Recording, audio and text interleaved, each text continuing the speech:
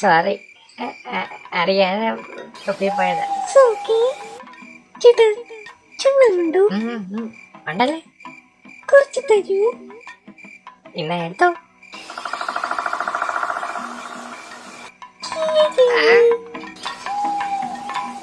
എവിടെ പോയിട്ട് വയ്യ ഈ സമയത്ത്? ചേട്ടാ നമുക്ക് ഇവിടെ ഇങ്ങനെ നിന്ന് സംസാരിക്കണ്ട, നമുക്ക് മരത്തിന്റെ പുറകിലോട്ട് പോയോ?